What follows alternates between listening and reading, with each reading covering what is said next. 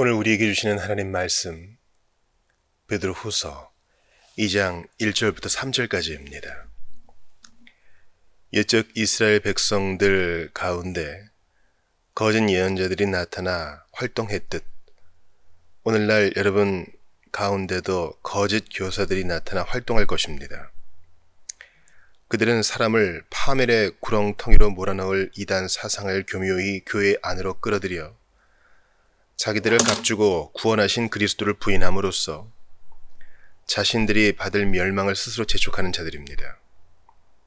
하지만 그런 줄도 모르고 많은 사람들이 그들 거짓 교사들의 타락하고 방탕한 길을 따를 터인데 그리하여 그들로 인해 진리의 길이 크게 모독을 당할 것입니다.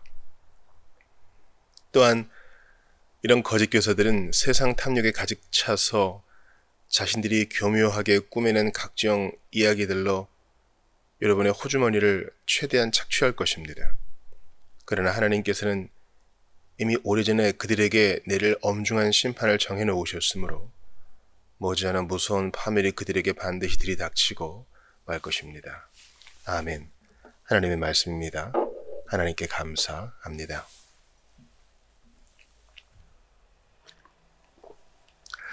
베드로후서 1장에서 그리스도인의 영광스러움을 서술한 사도는 이제 2장에 들어와서 실제적인 문제를 경고합니다. 바로 거짓 교사에 대한 것입니다. 하나님의 부르심과 선택을 분명히 하였느냐? 그리스도의 영광과 성경의 예언이 얼마나 복된지 알았느냐? 그렇다면 그 기초 위에서 너희들이 해야 할 것이 있다. 그것은 바로 거짓 교사를 물리치는 것이다. 일견 그럴듯해 보이고 일견 엉뚱해 보이기도 해요. 왜냐하면 이런 내적 배부름이 있는 사람에게 고작 시키는 일이 너희 안에 들어가 있는 거짓 교사를 잘 분별해내라 라니 조금 뭔가 스케일이 작은 게 아닌가 이런 생각을 하실 수도 있습니다. 너는 세상을 바꿀 그리스도의 용사야. 그러니 나가서 전해라. 나가서 바꿔라. 나가서 변혁시켜라. 그렇게 할 수도 있을 터인데 말이죠. 그러나 여러분, 예수님이 피 흘리시면 교회를 위한 것입니다. 예수님이 피 흘리시면 세상을 위한 게 아니에요. 여기서 이 세상이란 말은 비택자를 말하는 것입니다. 끝까지 복음을 거부하고 하나님을 모독할 사람들을 말하는 것입니다. 그들을 위한 피 흘림이 아니라 택자를 위한, 교회를 위한 피 흘림이에요. 그렇다면 교회는 순결하고 거룩하고 그리스도를 닮아가야 되거든요. 근데 그것을 가장 저해하는 요소가 바로 말씀을 곡해하는 거. 하나님 말씀의 그 진리를 비트는 것인데, 그러므로 하나님의 말씀을 비트는 자들을 대적하여 그들이 교회에 발붙이지 못하게 하는 것과 그들의 잘못된 교리를 분별해내는 것은 매우 큰 의미가 있다 하겠어요.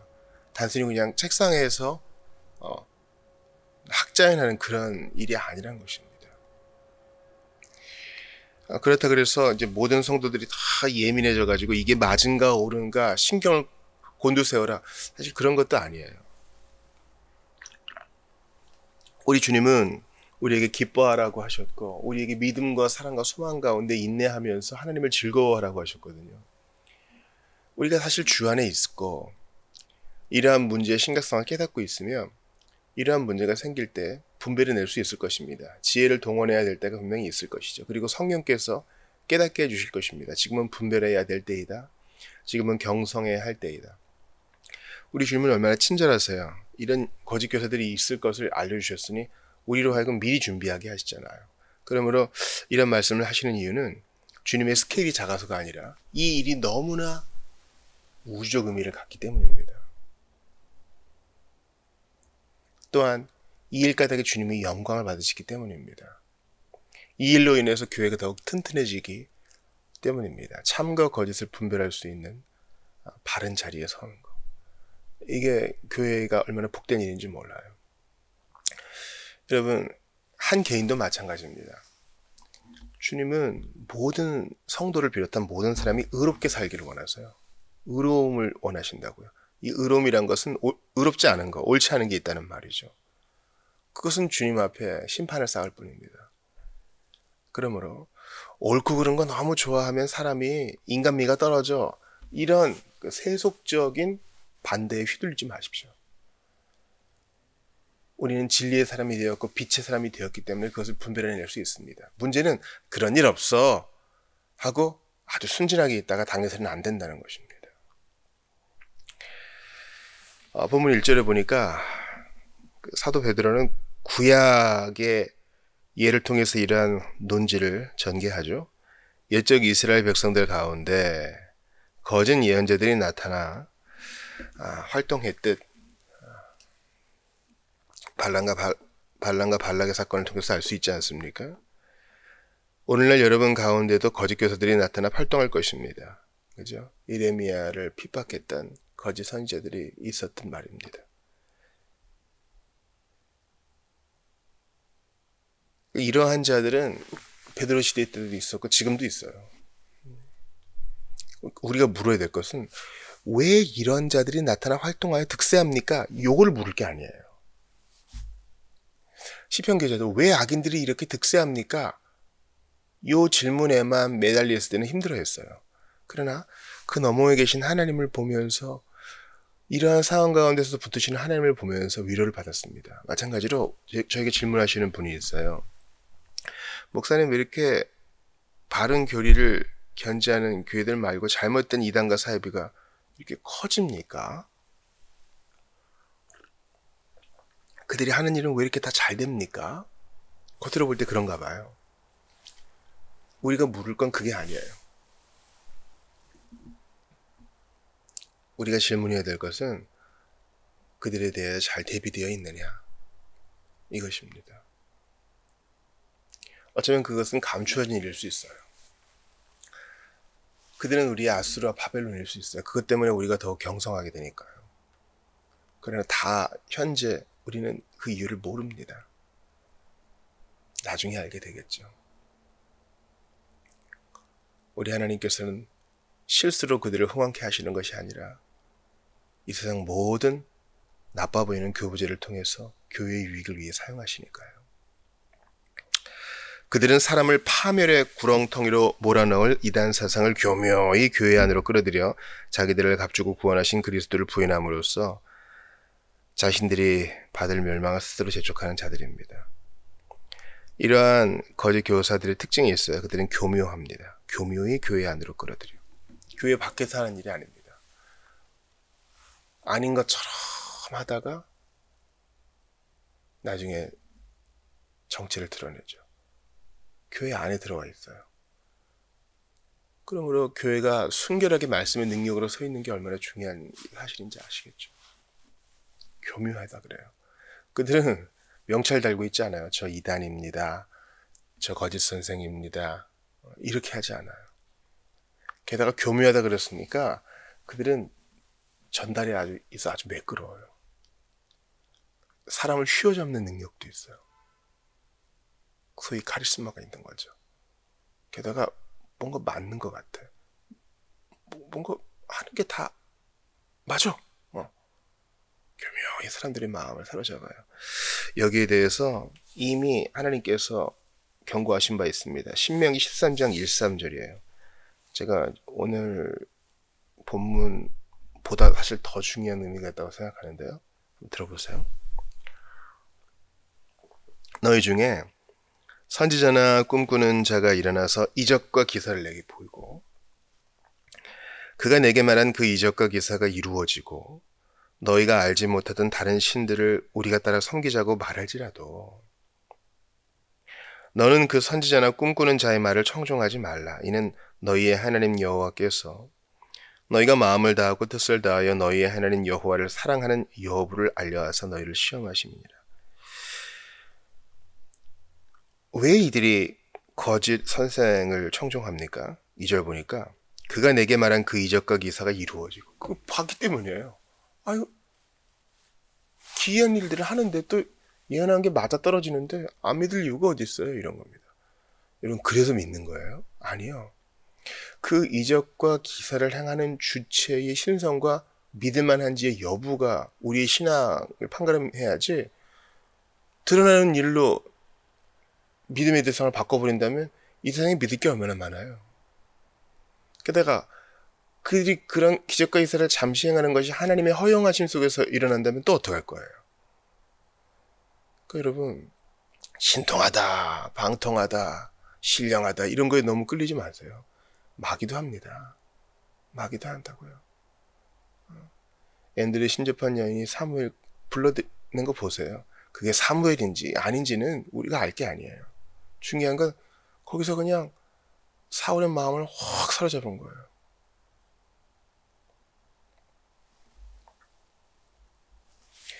또한 신명기 32장 6절도 한번 들어보십시오.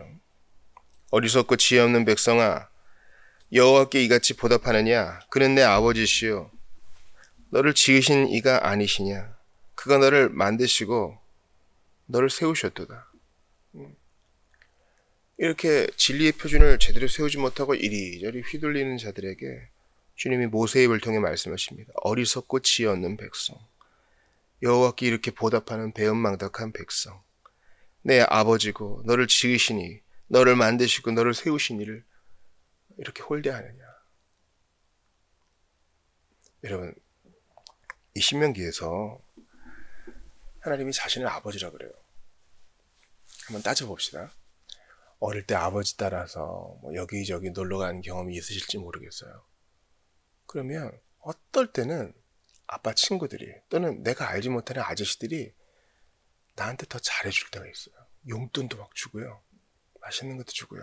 아버지는 집에서 잔소리할 때 있거든요. 이거 하지 마라. 저거 해라. 편식하지 마라. 놀면 잘 정리해라. 우더들한테 공경해라. 인사 잘해라. 숙제했느냐. 아주 그냥 나만 보면은 계속 잔소리예요. 게다가 용돈도 그렇게 많이 주는 것 같지 않아요. 풍족하지 않은 것 같아요. 근데 사실 아버지 건 다 내 거거든요. 그래서 어느 날 짐 싸들고 집을 나가요. 왜냐면 나한테 용돈 주고 나 착하다 그러는 아저씨한테 가고 싶으니까. 이게 말이 안 되는 거죠.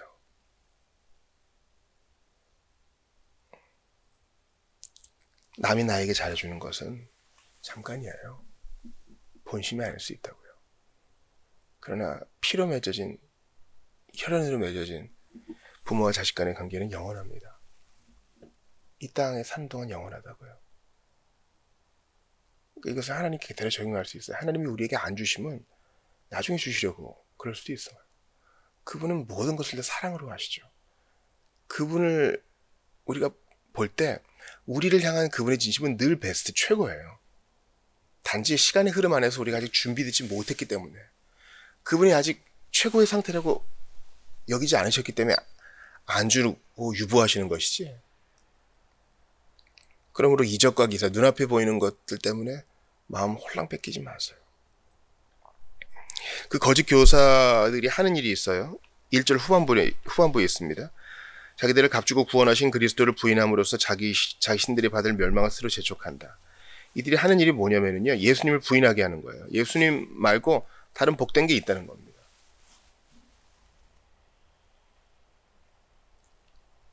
예수 말고 다른 거. 근데 이것도 대놓고 하는 게 아니기 때문에 분별이 필요한 거예요. 그러니까 그들의 보통 특징은 예수도 나란히 놓지만 다른 것도 두는 거예요. 장길전이, 안상홍인이, 그죠? 이만희니, 다른 이단 교주, 사이비 선생들 교묘하게 하는 거예요. 그리스도와 여호와를 대놓고 부인하진 않아요. 이들은 이미 멸망받을 자였으나 더욱 자신의 죄책을 쌓고 있습니다. 그런 일들이 현대적으로 이루어지고 있어요. 베드로 시대 때뿐만 아니라 모든 교회 시대 때, 그리고 지금도 일어나고 있어요. 저는 그것을 봅니다. 소위 기독교 서적이라는 이름을 하고 있는 책들도 마찬가지예요. 복음적인 것 같은데 아니에요. 복음이 아니에요. 이런 분별력이 얼마나 중요한지 모르겠어요.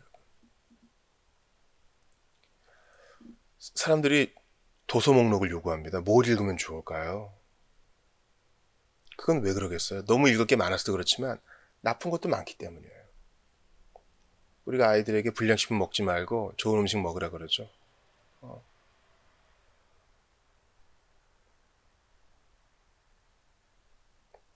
뭐 껌을 씹어도 또 생수 뚜껑을 따서 마셔도 미세 플라스틱이 몸에 들어온다 그러잖아요. 이런 때 우리가 정말 분별해야죠. 무엇을 먹고 무엇을 먹지 말아야 될지 아이들에게 가르쳐야 되지 않습니까? 아무거나 달고 맛있고 짜고 기름지면 다 먹어라 그렇게 말할 수 없잖아요. 나쁜 음식들은 교묘히 그 맛을 가립니다. 그래서 참 매력적으로 사람들에게 보이게 하죠. 맛있으니 먹는 거예요. 그러나 사실 몸에는 좋지 않죠. 잘못된 교리도 마찬가지입니다. 그들은 교묘해요. 대놓고 예수를 욕하지 않으나 다른 매력적으로 보이는 것을 내세워가지고 사람들의 마음을 훔칩니다. 그들은 자신들이 받을 심판을 더 부풀리고 있어요. 2절을 보세요. 하지만 그런 줄도 모르고 많은 사람들이 그들 거짓 교사들의 타락하고 방탕한 길을 따를 터인데 그리하여 그들로 인해 진리의 길이 크게 모독을 당할 것입니다. 또한 이런 거짓 교사들은 세상 탐욕에 가득 차서 자신들이 교묘하게 꾸며낸 각종 이야기들로 여러분의 호주머니를 최대한 착취할 것입니다. 먼저 이들의 특징이 뭐냐면은 호색하게 하는 거예요. 아주 음탕하게 신자들의 도덕성을 파괴합니다.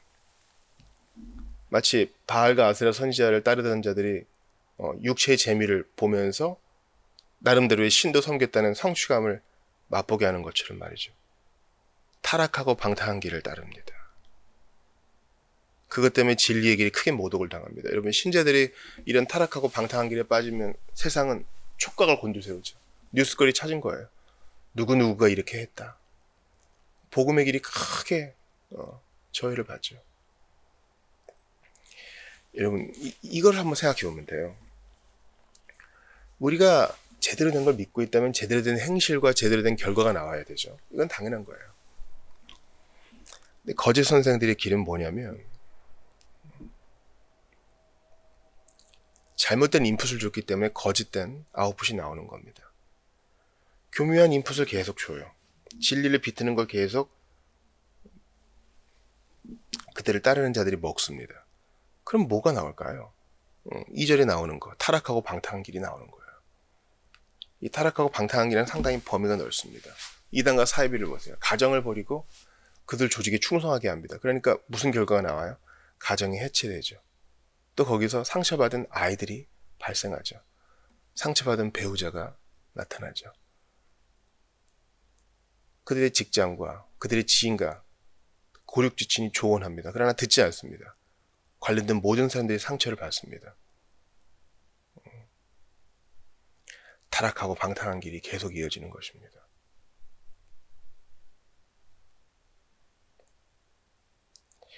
예전에 이단과 사이비의 포교 전략 중에 거짓말하는 전략이 있어요. 전략과 전술이 다르듯 자신들이 원하는 바를 얻기 위해서는 거짓말도 일시할 수 있다는 거예요. 라합처럼. 그래서 무슨 일이 생깁니까?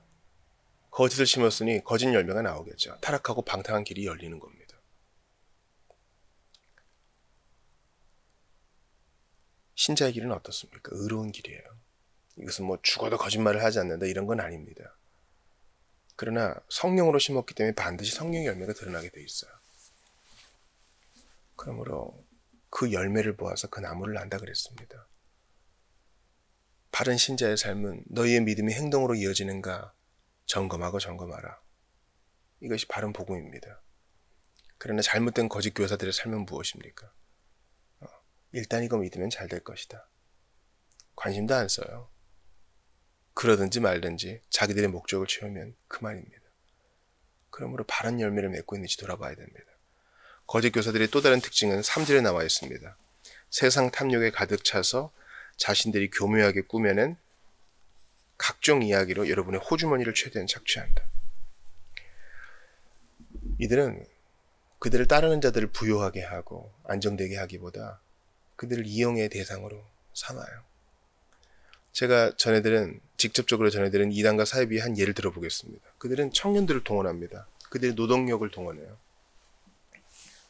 그래서 그 노동력으로 일을 시킵니다. 청년들이 풀타임으로 일도 못하게 해요. 나와서 자기들 목적에 부합한 일을 해야 되니까. 어려운 일이에요. 그들은 그것을 충성과 봉사로 여겨요. 그렇지 않습니다. 결국 지도부의 호주머니만 채워주게 될 것입니다. 여러분 참 속상한 것은 뭐냐면 거짓 교리를 따라가는 사람들은요 대부분 순진해요. 문제는 그 지도부에 있어요. 거짓 교사들은 세상 탐욕에 가득 차서 자신들이 교묘하게 꾸미는 각종 이야기들로 이렇게 사람들을 호도하는 것입니다. 그러니까 주님께서 그 지도부들, 그 거짓 교리를 창안해낸 자들, 그리고 그것을 밀어붙이는 자들을 엄히 심판하실 거예요. 순진한 자들을 미혹에 빠지게 했으니까요. 이것은 로마 가톨릭의 교황과 순례부들이 하는 일도 마찬가지입니다. 잘못된 교리를 바꾸지 않고 있잖아요. 그러나 하나님께서는 이미 오래전에 그들에게 내릴 엄중한 심판을 정해놓으셨으므로 머지않아 무서운 파멸이 그들에게 반드시 들이닥치고 말 것입니다. 이러한 무서운 일들이 예언되었으니 우리가 해야 될 것은 무엇입니까? 진리에 굳게 사는 겁니다. 그러니까 어제는 성경 보는 이유가 뭡니까? 성경을 깊이 살펴보는 것이 신자의 성숙과 성화, 하나님께 영광 돌리는 일에 좋다 이렇게 배웠잖아요. 근데 오늘 본문은 또 다른 측면을 보여줘요. 성경을 깊이 연구하는 것이 진리에 바로 서는 것이요 거짓을 대적하는 것이며 거짓 교사들을 분별해내는 것이니 그게 바로 하나님을 영화롭게 하는 것이다. 이것이 가장 최고의 적용이다라는 것입니다. 우리가 여러분 성경을 보는 이유는요 나를 위해서도 또 하나님을 위해서도 보는 것이지만 우리 공동체를 위해서도 보는 겁니다. 그래야 우리 공동체가 분별력을 높이는 거예요. 교회라는 공동체는요 난 잘 모르겠고 똑똑한 분들이 분별하시고 난 잘 모르겠어요. 난 그냥 내 종교적 만족, 좀 서운한 마음 좀 풀고 그리고 가고 싶어요. 그게 교회가 아닙니다. 교회는 유기적 공동체이기 때문에 내가 잘하면 다른 이도 영향을 받습니다. 그들이 넘어지면 나도 영향을 받죠. 함께 자라가는 거예요. 그러니까 여러분 책임감을 가지고 성경 보셔야 돼요. 이것은 오늘 내 몫이야. 내가 이것을 봐야 우리 공동체에 유익이 있어. 이해가 되시죠? 나만 아니면 됐고 나는 오늘 너무 바쁘고 아니요. 우리 공동체의 몫이에요. 그래야 우리가 흔들리지 않아요. 아니 목사님이 장로님이 알아서 잘하겠지. 아니요. 성도들의 몫이에요. 각자가 골고루 잘해야 돼요. 각자 성경 한 절씩 묵상하고 한 장씩 붙들고 읽는 거. 그렇게 분별력의 힘을 키우는 것은 교회 전체의 유익에 해당되는 것입니다. 유기적으로 한번 생각해 볼까요? 다른 세포들은 막 자라고 있는데 한 세포만 고집을 부려요. 난 안 자랄 거야. 난 안 자랄 거야. 그러면 어떻게 됩니까? 몸에 불균형이 생기겠죠. 기형이 생긴단 말입니다. 한쪽은 막 자라는데 한쪽은 난 안 해. 난 영양도 섭취 안 할 거고 안 자랄 거야. 그러면 어떻게 됩니까? 몸에 문제가 생깁니다. 그런 일은 있을 수도 없지만 있었어도 안 되는 것입니다. 우리는 이러한 문제에 대해서 유다가 이미 얘기한 것을 알고 있습니다. 즉, 그 당시에 거짓 교사는 유다서를 썼던 배경이 됐다는 것이죠. 유다서 3절과 4절을 보십시다. 우리는 결코 예수님 다시 오실 때까지 이 문제에 있어 자유롭지 못할 것입니다. 사랑하는 자들아, 우리가 일반으로 받은 구원에 관하여 내가 너희에게 편지하려는 생각이 간절하던 차에 성도에게 단번에 주신 믿음의 도를 위하여 힘써 싸우라는 편지로 너희를 권하여야 할 필요를 느꼈노니 이는 가만히 들어온 사람 몇이 있습니다. 그들은 옛적부터 이 판결을 받기로 미리 기록된 자니 경건하지 아니하여 우리 하나님의 은혜를 도리어 방탕한 것으로 바꾸고 홀로 하나이신 주제 곧 우리 주 예수 그리스도를 부인하는 자니라. 그러니까 이 거짓 교사는요 가만히 들어와서 교회에 앉아 있는 자예요. 아닌 척 하는 자예요. 그리고 성도들을 뒤에서 획책합니다. 근데 그거 알아? 우리 누구누구 전도사한테 이런 문제가 있대. 그거 알아? 사실은 저거 다 틀린 거래. 가만히 들어와서 마치 양인 척하고 들어온 이리가 양을 한 마리 채가는 것과 마찬가지입니다. 사도 베드로도 이미 거짓 교사들의 문제를 당대히 느끼고 이렇게 권면해줘. 디모데전서 4장 1, 2절입니다. 그러나 성령이 밝히 말씀하시기를 후일에 어떤 사람들이 믿음에서 떠나 미혹하는 영과 귀신의 가르침을 따르리라 하셨으니 자기 양심이 화인을 맞아서 외식함으로 거짓말하는 자들이라. 이런 거짓 교사들의 배후에는 미혹하는 영과 귀신이 있습니다. 마귀가 있어요. 사탄이 있다고요. 그는 거짓의 아비니까. 우리가 실력을 키우고 분별력을 키우고 기도로 깨어 있어야 될 이유가 여기 있습니다. 교묘한 것은요, 참으로 방어해내기 어려워요. 주께서 도와주셔야만 됩니다. 갈라디아서 1장 6, 7절 보세요. 그리스도의 은혜로 너희를 부르신 이를 이같이 속히 떠나 다른 복음을 따르는 것을 내가 이상하게 여기노라. 다른 복음은 없나니 다만 어떤 사람들이 너희를 교란하여 그리스도의 복음을 변하게 하려 함이라. 갈라디아서의 중요한 주제죠. 거짓 선생, 다른 복음, 너희를 교란시키는 거. 복음인 척하는데 복음이 아니에요. 형통의 복음이 그런 거 아닙니까? 그리스도의 대속과 십자가, 피는 없고 잘 될 거야만 있는 거, 그건 복음이 아니란 거예요. 갈라디아 교회를 어지럽혔던 이 플러스 복음도 마찬가지죠. 믿는 거 좋은데 이것도 해야 돼. 거짓 교사들은요, 교묘합니다. 고린도후서 11장 13, 15절을 봅시다.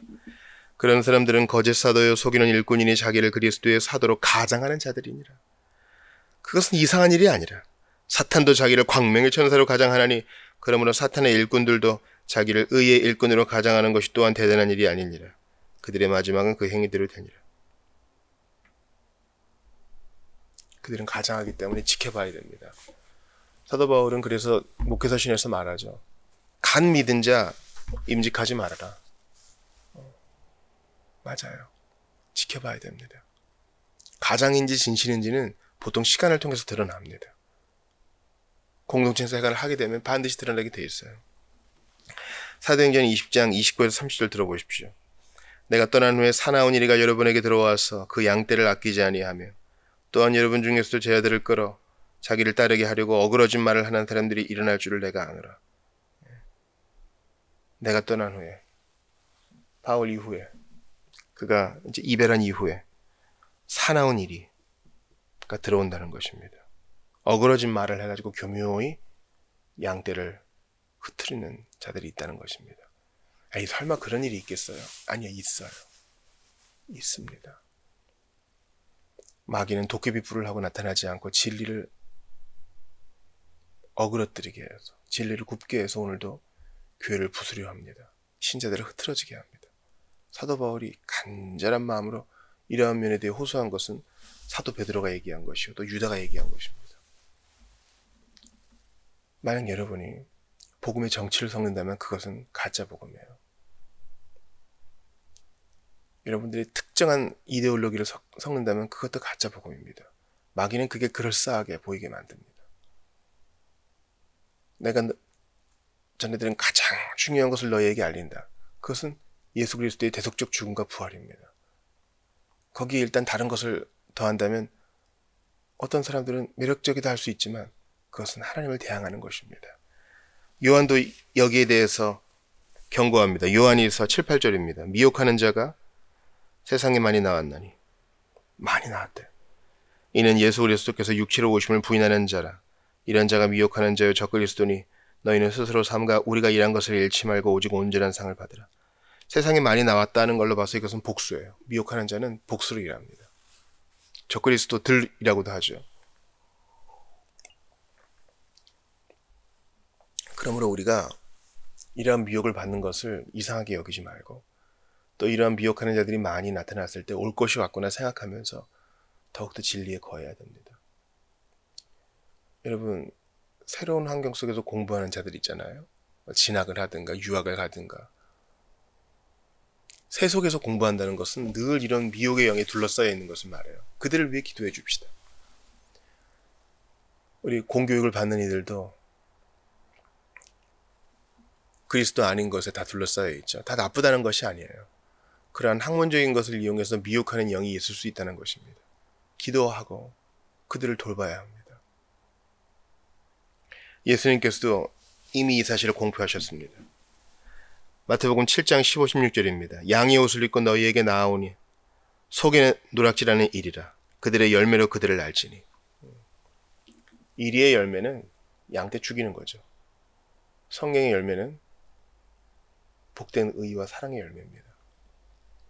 그러므로 열매를 보고 그들을 판단하라. 양의 옷에 속지 말라 예수님 말씀하십니다. 마태복음 24장 11절입니다. 거짓 선지자가 많이 일어나 많은 사람을 미혹하겠으며, 마가복음 13장 22, 23절입니다. 거짓 그리스도들과 거짓 선지자들이 일어나서 이적과 기사를 행하여 할 수만 있다면 택하신 자들을 미혹하려 하리라. 너희는 삼가라. 내가 모든 일을 너희에게 미리 말하였노라. 주님은 미리 경고하셨습니다. 그러므로 우리가 몰랐다 할 수 없어요. 그런 게 있겠어. 다 좋은 사람들이고 사람 다 알고 보면은 다 착한 사람이에요. 그러나 우리는 순진해서는 안 됩니다. 아이일 때는 순진할 수 있어요. 그러나 언제나 그렇게 살 수는 없어요. 어른이 되면 보이스피싱 하는 사람도 있고 사기꾼도 있고 내 돈을 채가려고 전화하는 사람도 있고 각종 광고로 유혹하는 사람들도 있다는 것을 어른이 되면 알아요. 넙죽넙죽 따라가지 않습니다. 제가 식사 함께 대접할 테니 잠깐 제 얘기 좀 들어보시죠. 네네 하고 따라가지 않습니다. 사랑하는 성도 여러분, 이것은요 우리에게 좋은 것입니다. 우리가 교회를 지켜내기 위해서 바른 진리에 창념하면 이것은 우리에게 좋은 거예요. 그리고 하나님도 영광 받으시고 종말을 사는 우리가 유익을 얻습니다. 다른 형제, 다른 자매들도 도움을 받아요. 저분이 든든히 섰기 때문에 우리가 넘어지지 않을 수 있습니다. 요즘 집에는 대부분 다 도어락이 설치되어 있죠. 옛날에는 그런 거 없었어요. 다 이웃사촌끼리라 다 또 친척끼리 살았기 때문에 그런 거 없어도 살았어요. 요즘 현대인들 각박하니까 그래서는 안 됩니다. 하고 도어락도 설치 안 하고 집에 문의 열쇠도 설치 안 하는 사람이 있다고 생각해 봅시다. 그런 자기의 안전을 팽개친 자예요. 무슨 일이 생길지 모르거든요. 아예 살면서 그런 일 한 번도 없던데요. 맞아요. 거짓 선생들, 노골적인 거짓 선생이 여러분의 신앙생활에 단 한 번도 안 나타날 수 있어요. 근데 어떡하죠? 교회사를 보면 그런 선생들이 차고 넘치고 있는데 여러분들이 하나님의 은혜 가운데 그런 자들을 맞닥뜨리지 않았을 뿐이지 지금도 거짓 교사들은 창궐하고 있습니다. 그러므로 난 그런 자 못 봤기 때문에 난 그냥 살래요 하는 자들은 자기 집 대문의 도어락을 제거하는 자들입니다. 열쇠 없이 아무나 들어올 수 있는 집을 만드는 것입니다. 그럼 우리 애들은 어떻게 해요? 우리의 아내와 우리 집에 묵고 있는 손님들은 어떻게 해요? 무슨 일이 생길지 어떻게 알아요? 불안해서 살 수 있겠습니까? 행복한 삶을 살 수 있겠어요? 그러므로 교회가 진리 가운데 바로 서는 것은 형제와 자매가 평안히 살 수 있는 길이고 교회가 진리 가운데 굳게 서는 것은 하나님께 영광을 돌리는 일이요. 그렇게 주님의 뜻을 성취해 가는 것입니다. 그러므로 내가 지금 성경 보는 것은 교양을 쌓기 위해 보는 게 아니에요. 나의 성장과 성숙을 주님이 기뻐하시기 때문에 그렇게 진리에 서는 것을 교회가 원하기 때문에 그것이 바로 다시 오실 주님의 길을 예비하는 것이기 때문에 그런 종말론적인 사명감 가지고 오늘도 진리 위에 서시고 바른 해석 위에 서시고 그렇게 분별해 나가면서 한 걸음씩 한 걸음씩 진리 위에 서서 앞으로 나아가시기를 주의 이름으로 축원합니다. 철로 역정을 보면요. 그 두루마리의 말씀을 기독교가 틈만 나면 봅니다. 그리고 암송하고 있는 주님의 말씀을 계속 되뇌입니다. 그리고 그것을 잊지 않으려고 동행하는 자와 계속 대화합니다. 여러분도 그렇게 하세요. 그게 주님께 영광 돌리는 길이요. 그것이 선교의 첫걸음이요. 그것이 바로 교회를 살찌게 하는 방법입니다. 그것이 열매 맺는 삶입니다. 진리 위에 굳게 서셔서 마귀의 교리를 대적하고 거짓 선생들을 분별해내며 하나님께 영광 돌리시는 여러분 되시기를 주의 이름으로 축원합니다. 예수님은 진리이십니다. 내가 곧 진리라 그러셨습니다. 예수님을 깊이 묵상하시면서 진리의 길에만 서서 모든 것을 분별하시는 여러분 되시기를 주의 이름으로 축원합니다.